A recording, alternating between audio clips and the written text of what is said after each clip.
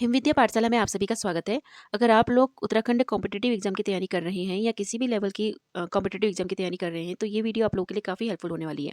आपके किसी भी एग्जाम में करंट अफेयर से रिलेटेड क्वेश्चंस आते हैं जो आप लोग के लिए काफ़ी इंपॉर्टेंट होते हैं। तो मैं आप लोगों के लिए एक नई सीरीज़ लेकर आ रही हूँ जिसमें हम करंट अफेयर से रिलेटेड कुछ इंपॉर्टेंट टॉपिक्स शेयर करेंगे। अगर आप लोगों ने चैनल को सब्सक्राइब नहीं किया है तो आप लोग चैनल को सब्सक्राइब कर लीजिए और बेल आइकन प्रेस कर लीजिए, क्योंकि करंट अफेयर से रिलेटेड जो भी टॉपिक मैं आप लोग के लिए लेकर आऊँगी उसका नोटिफिकेशन आप लोगों तक टाइम से पहुँच जाए। ये करंट अफेयर की पहली वीडियो है, तो आप लोग वीडियो को पूरा देखिएगा और अपने दोस्तों के संग जरूर शेयर कीजिएगा। और वीडियो अगर आपको पसंद आती है तो लाइक ज़रूर कीजिएगा। चलिए शुरू करते हैं आज की वीडियो। आज के टॉपिक में हमारा पहला जो पॉइंट है वो है अंतर्राष्ट्रीय बिग कैट एलायंस की प्रथम आम सभा। ठीक है, तो पहले समझ लेते हैं बिग कैट एलायंस क्या है। तो ये भारत द्वारा शुरू की गई एक प्रमुख वैश्विक पहल है। आप लोग चाहें तो अपनी कॉपी में से नोट डाउन कर सकते हैं। कॉपी पेन लेकर बैठिएगा कि जितने भी चीज़ें मैं आप लोगों के संग शेयर करूंगी, जितने भी पॉइंट शेयर करूंगी, वो आपके एग्जाम के पर्पज से काफ़ी इंपॉर्टेंट है। तो आप लोग उनको अपनी कॉपी में नोट डाउन करते जाइएगा। तो बिग कैट एलायंस भारत द्वारा शुरू की गई एक प्रमुख वैश्विक पहल है जिसका उद्देश्य दुनिया की 7 प्रमुख बिल्लियों का संरक्षण करना है। ठीक है, यानी कि 7 प्रमुख बिल्लियाँ, यानी कि बिग कैट से मतलब है। तो इसका जो आयोजन प्रथम जो आम सभा थी वो कहाँ पर की गई थी? नई दिल्ली में की गई थी। ठीक है, 16 जून 2025 को। ठीक है, और इसकी शुरुआत कब हुई थी हम ये भी जान लेते हैं। इसे प्रधानमंत्री नरेंद्र मोदी जी द्वारा 9 अप्रैल 2023 को लॉन्च किया गया था प्रोजेक्ट टाइगर के 50 वर्ष पूरे होने के अवसर पर। ठीक है, तो आप ये भी नोट डाउन कर लीजिएगा। इसमें मेंशन नहीं है लेकिन मैं आप लोगों को अलग से एक्स्ट्रा पॉइंट बनाकर बता रही हूँ। तो इसकी शुरुआत 9 अप्रैल 2023 को हुई थी। इसको लॉन्च किया गया था प्रधानमंत्री नरेंद्र मोदी जी द्वारा 9 अप्रैल 2023 को। और क्यों किया गया था? क्योंकि उस दिन क्या हो रहा था, प्रोजेक्ट टाइगर का जो प्रोजेक्ट टाइगर है उसको 50 वर्ष पूरे होने के अवसर पर ये लॉन्च किया गया था। जनवरी 2025 में एक पूर्ण संधिबद्ध अंतर्राष्ट्रीय संगठन के रूप में ये इसको प्रभावी भी कर दिया गया था। ठीक है, आगे बढ़ते हैं। जो इसकी प्रथम आम सभा थी उसको 16 जून 2025 को ये बैठक का आयोजन किया गया था। और ये बैठक कहाँ पे हुई थी? नई दिल्ली में हुई थी। ठीक है, इसके अध्यक्ष थे भूपेंद्र यादव और इसके प्रथम महानिदेशक थे SP यादव। ये दोनों ही क्या है, वन्यजीव संरक्षण के विशेषज्ञ हैं के रूप में जाने जाते हैं। इन लोगों ने वन्यजीव संरक्षण के लिए काफ़ी कार्य किए हैं। इनका उद्देश्य क्या था? इस बैठक का उद्देश्य क्या था? अवैध वन्य जीव व्यापार को रोकना, प्राकृतिक आवास का संरक्षण करना, बिग कैट पर जलवायु परिवर्तन के प्रभाव को कम करना। ठीक है, आगे बढ़ते हैं। अंतर्राष्ट्रीय बिग कैट एयरलाइंस, तो इसकी स्थापना मार्च 2024 में हुई थी। और मुख्यालय कहाँ है इसका? भारत में है। भारत के नेतृत्व में बड़ी बिल्लियों की 7 प्रजातियों और उनके आवासों के संरक्षण के लिए समर्पित है। ठीक है, कितनी बिल्लियों का संरक्षण किया जा रहा है? 7 बिल्लियों का संरक्षण किया जा रहा है। 7 बड़ी बिल्लियों का, यानी कि बिग कैट का संरक्षण किया जा रहा है। तो आप इसको नोट कर लीजिए। ठीक है, बिग कैट एयरलाइंस में 7 बिल्लियों का संरक्षण किया जा रहा है। जो शामिल प्रजातियां उनमें कौन कौन है? 7 बिग कैट कौन सी है? वो 7 बिग कैट।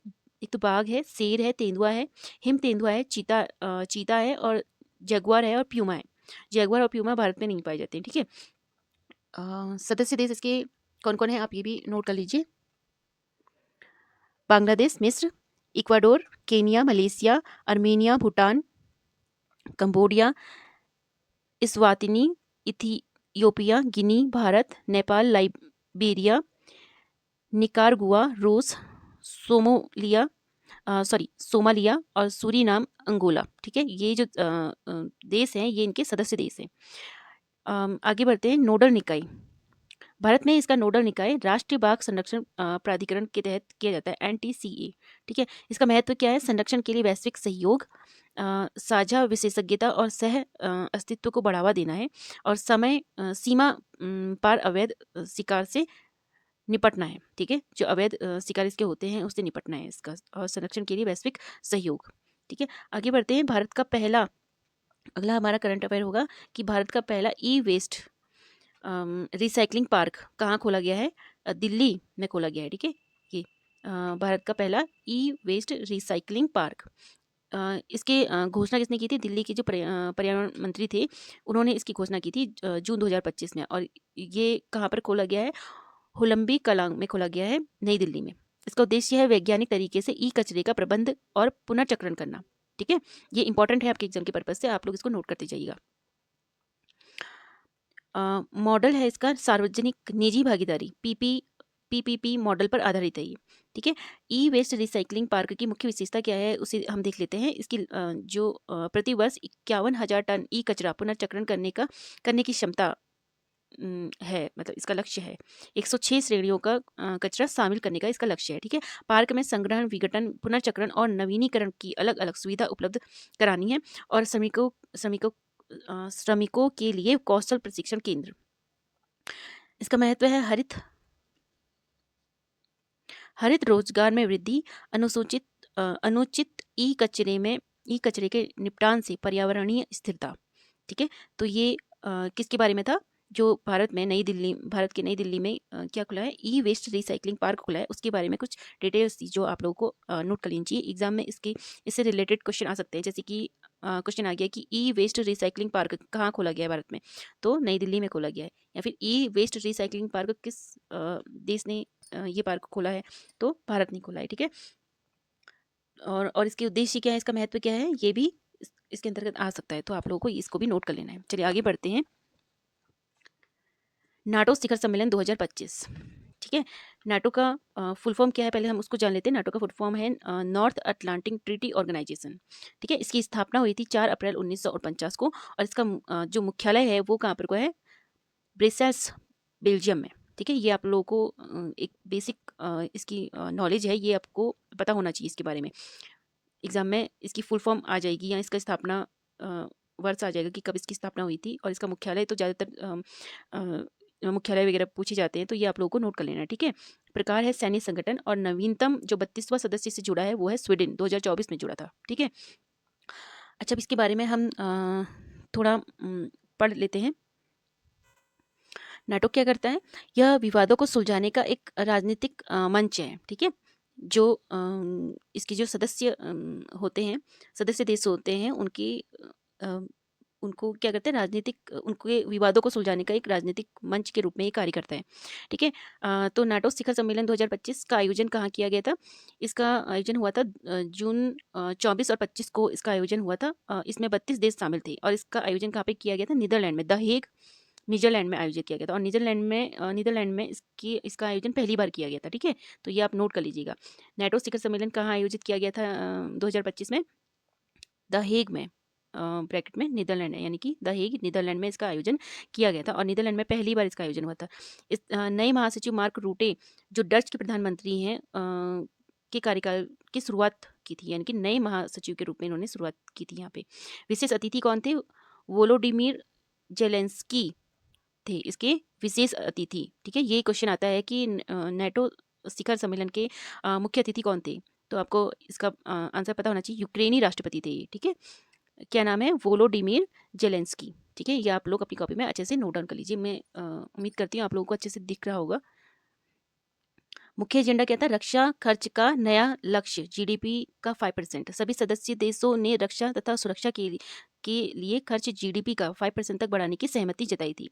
ठीक है, 3.5% सैन्य खर्च हथियार और सैन्य उपकरण पर, जबकि 1.5 खर्च साइबर सुरक्षा, बुनियादी ढांचों तथा रिसर्च करने पर सहमति बनी थी।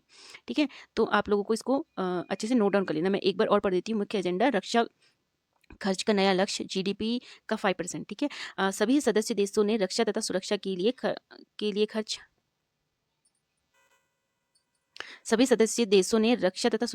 खर्च जीडीपी का 5% तक बढ़ाने की सहमति जताई थी।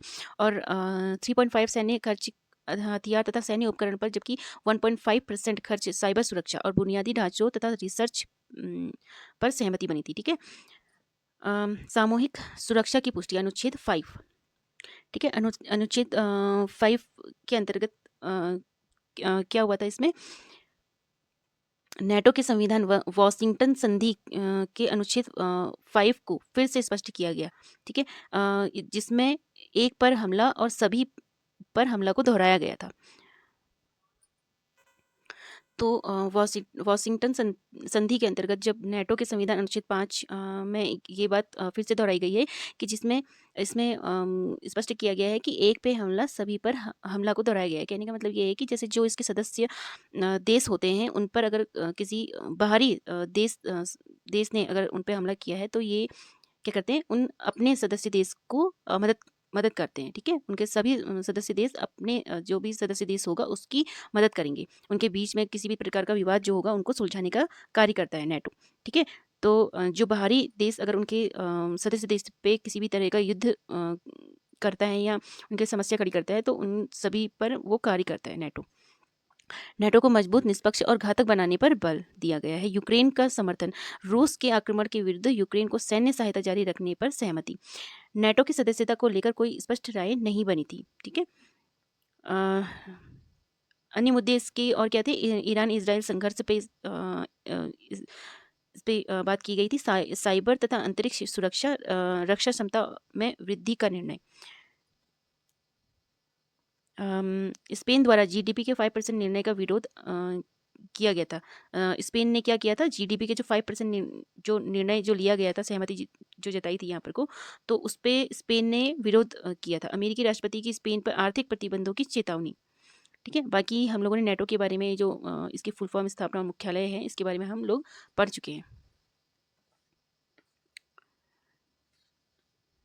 G7 के बारे में हम लोग थोड़ा जान लेते हैं। 51वां G7 शिखर सम्मेलन। ठीक है, तो इसमें क्या है? G7 क्या है? ये ग्रुप ऑफ 7 है इसका फुल फॉर्म। ठीक है, ग्रुप ऑफ 7 यानी कि 7 देशों का समूह।